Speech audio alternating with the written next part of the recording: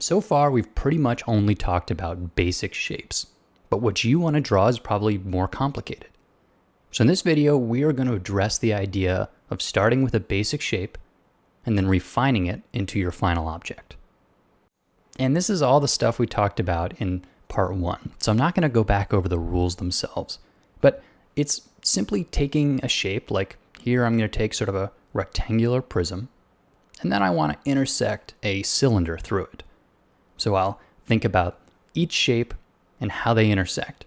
And being able to draw something like this by now should be a little bit more simple. And I'll put a little rendering on top, and there you can see the form. Well, this basic form you could think of as maybe a cannon or some sci-fi building, because right now there's really no sense of scale or details. Okay, let's do another one. This time I'm going to start again with the rectangular prism. This is a good standby, but I'm going to put sort of a rounded roof on top. Again, these are just basic operations that we talked a lot about in the first series. But who knows what this shape could be turned into? This basic shape could be really the foundation of a much more interesting 3D concept art. Okay, we'll do one more here, and you see I like starting with these rectangular forms.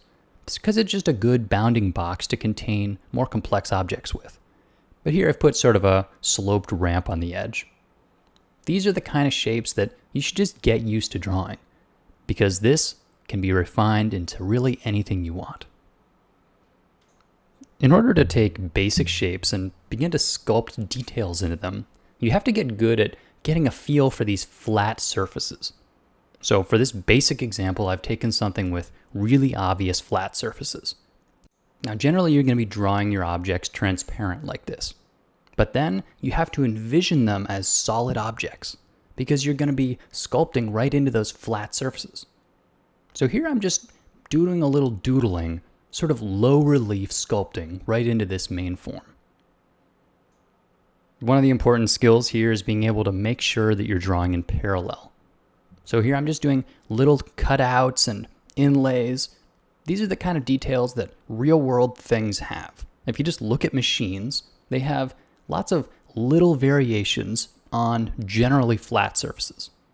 So if you just practice detailing out some basic shapes, this is really the way that you work with mechanical objects.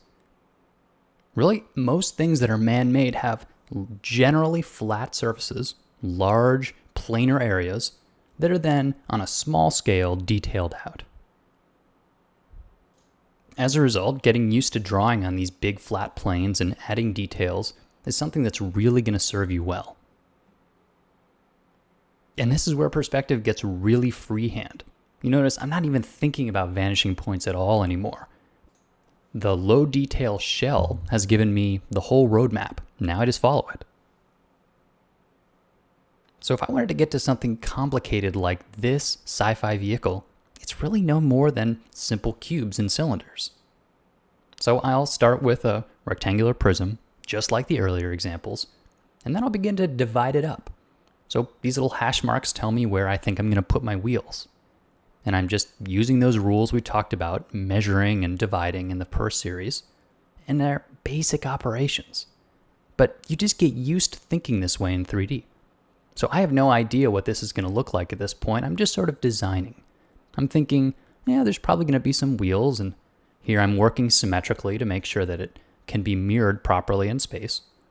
And now I'm just carving. So here I'm going to sort of round off this top edge to give it more of a cylindrical fall off on the top. And I'm just cutting and trimming.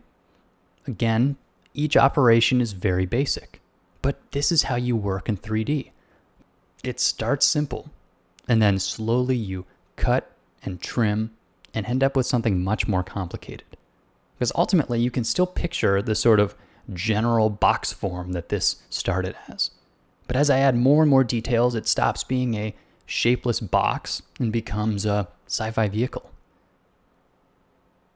But so much of this image was really decided in that initial box. The rest was really just polish. So here, let's do another example.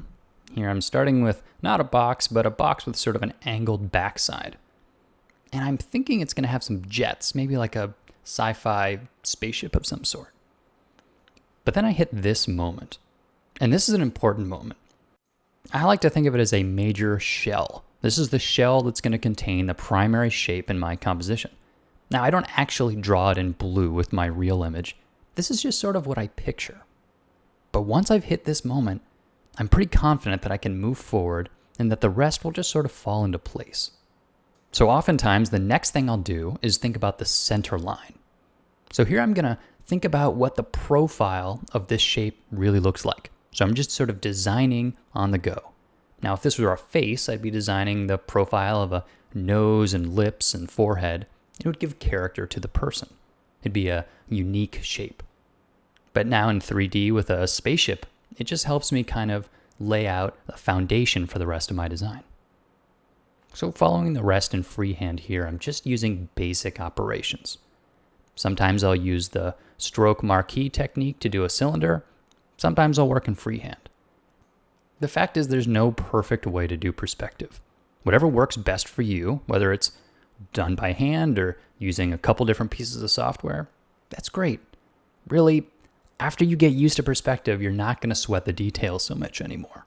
It just becomes a functional tool to envision 3D shapes on the page. So once again, going from simple to complex, here I've ironed out enough of the general forms of my shape that I'm really just detailing. So here I'm just thinking in terms of sort of interesting graphic design shapes. Sometimes you might have to be more careful about function, but now I'm really just sort of detailing and thinking about what looks cool. I'm conscious of the contrast between large flat areas and then small areas of concentrated detail. It's nice to break up your forms in this way. And here, as I worked, I kind of messed up the center line, so I want to make sure that it overlaps correctly. And if you're working digitally, stuff like this is so much easier than it was traditionally with a pen and paper. Once again, we've gone from a basic shape, added some form and polish, and then we end up with a piece of concept art. But you can see that that basic shape that we started with, all we did was refine it. So let's try another thing from a different angle this time. We want to make sort of a tent from the top down. Once again, I'm going to start with a basic rectangular prism. So this is sort of the footprint of my object. I'm going to take this and begin to add form and define it. Now I know I want the tent to have sort of angled edges. So I'm using the basic rules that we talked all about in part 1 of the perspective series. This sort of constructing in 3D is not a problem. Very simple. What it becomes a question of is, what do I want this tent to look like? Well, this here is the shell. So this is the moment where I know, okay, I've got it. The rest is just going to fall into place. And then I can confidently start adding detail. Now this is going to have some repetition. So here I just drew one of the spans across the top of the surface, and then I duplicated it 3 more times, because I knew I wanted each one to look the same. And this sort of repeated element is really good for man-made stuff. When we build things, we like to use repeated modular pieces. So it's good to put those into your designs. You can see it didn't take long to take a pretty basic primitive shape, add some structure and small-scale details, and then give it a little polish. But it was all decided in the shell. This is basically the tent. The rest is just working out the details. If you've been watching Control Paint for long, you know that I'm a big proponent of working simple to complex. Well, working from this shell is a really great example of this. Almost every time I draw in perspective, this is how I start. So in the next video, we're going to take this same idea and apply it not to a single object, but to an entire environment.